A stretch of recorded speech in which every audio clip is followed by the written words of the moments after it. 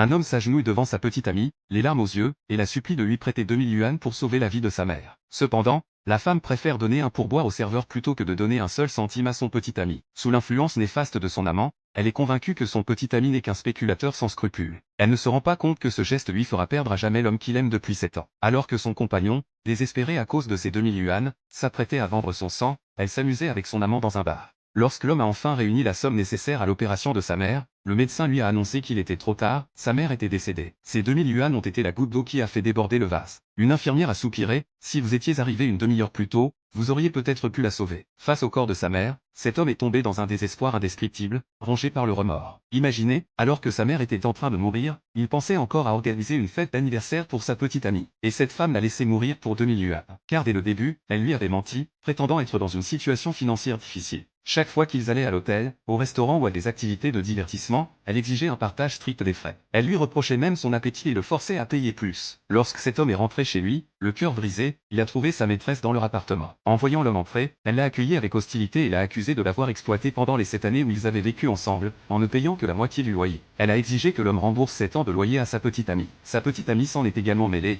affirmant qu'elle avait dépensé beaucoup d'argent pour lui au fil des ans et qu'il devait lui rembourser le capital et les intérêts. Elle a sorti son téléphone portable et a demandé à l'homme de scanner le code QR pour effectuer le paiement. L'homme n'en croyait pas ses yeux et lui a demandé avec colère ce qui se passait. La maîtresse a continué à le provoquer et lui a suggéré de signer une reconnaissance de dette s'il n'avait pas d'argent. Furieux, l'homme a affirmé qu'il n'avait pas un sou et a menacé de la poursuivre en justice. Il s'apprêtait à partir, mais sa petite amie l'a menacé de rompre s'il osait franchir le seuil de la porte. Le cœur brisé, l'homme a quitté la maison en colère et s'est rendu à son bureau pour démissionner. Là, il a découvert que le patron de l'entreprise était en fait sa petite amie. Plus choquant encore, pendant toutes ces années, son salaire avait été versé sur 2 cartes différentes. Sa carte ne contenait que son maigre salaire de base, tandis que toutes ses primes, allocations et commissions étaient déposées par sa petite amie sur une autre carte. Après avoir vérifié les comptes, le directeur a découvert que cette carte contenait plusieurs centaines de milliers de yuan. En voyant sa fiche de paie, il a enfin compris que s'il vivait dans la précarité, ce n'était pas parce qu'il ne travaillait pas assez dur, mais parce que sa petite amie détournait tout son argent. Sa mère était décédée parce qu'il lui manquait 2000 yuan, tandis que sa petite amie lui avait volé des centaines de milliers de yuan.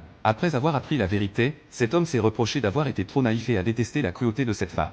Sa petite amie s'est ensuite rendue au bureau, affirmant qu'il exagérait et qu'il n'avait aucune raison de démissionner. Sous l'influence de sa petite amie, tout le monde a accusé cet homme d'avoir menti sur la maladie de sa mère afin d'obtenir de l'argent. Incapable de supporter tout cela, l'homme a demandé à sa petite amie de calculer combien d'argent il lui avait demandé au cours des 7 dernières années. La femme s'apprêtait à répondre, mais elle s'est soudainement souvenue qu'ils avaient toujours tout partagé à parts égales. Elle est restée silencieuse, car elle n'avait jamais dépensé un centime pour lui. Au contraire, ce directeur général qui dépensait sans compter en public avait dépensé tout l'argent qui aurait dû servir à sauver la mère de sa petite amie. Voyant que la femme restait silencieuse, l'amant se leva brusquement et accusa l'homme de diffamation. Comment le PDG d'une société cotée en bourse pouvait-il dépenser son argent de cette manière? Il menaça même d'appeler la police et ajouta méchamment qu'une fois en prison, personne ne s'occuperait de sa mère mourante. L'homme resta impassible. Alors qu'il s'apprêtait à partir, son amant le retint à nouveau. Voyant que l'homme tenait tant à cette boîte, son amant s'en empara et déclara avec arrogance que s'il voulait la récupérer, il devait s'agenouiller et présenter ses excuses à sa petite amie.